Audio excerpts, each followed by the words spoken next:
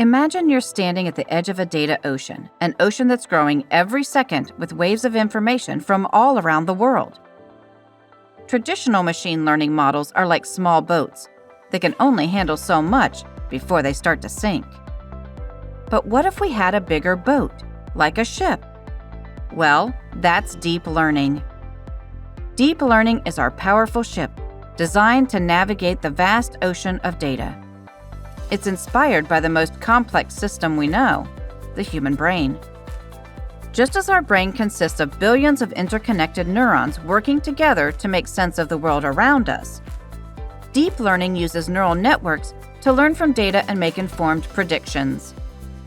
Have you ever wondered how the human brain works? How do we learn? Think back to when you were a child.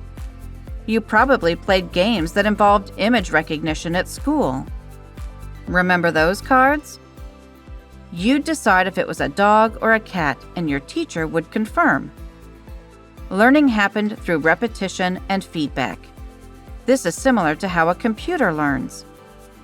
The neural network makes assumptions and can be, let's say, 70% certain that the image is correct or not. Instead of guessing, it adjusts its parameters and retrains over time. So, why does this matter? Well, the more quality data the computer has to train on, the faster it will be able to correctly recognize an image, whether it's a dog, a cat, or even a flower. This is why the topic of data volume is so important. Now, let's think about cooking. When you start learning, you begin with simple recipes like frying an egg or cooking rice.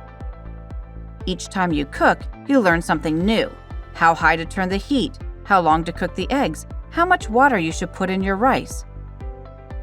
Over time, you become more proficient and you can cook these dishes without even thinking about it. This is like how traditional machine learning works. But what if you want to learn to cook a complex dish like fried chicken? There are so many variables to consider: how you bread the chicken, what temperature you fry it, and what sort of oil you use. It's not enough to just practice. You need to understand how all these factors interact. This is where deep learning comes in. Deep learning, like frying chicken, involves a lot of trial and error. The neural network makes an assumption or a guess, checks how close it was to the right answer, and then adjusts its parameters for the next guess. This process is repeated over and over again, each time getting closer to the correct answer.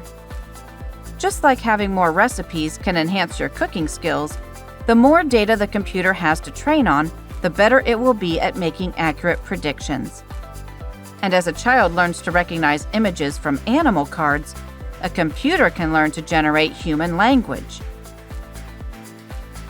Another branch of AI is natural language processing, or NLP, which uses similar principles as deep learning, but focuses on language.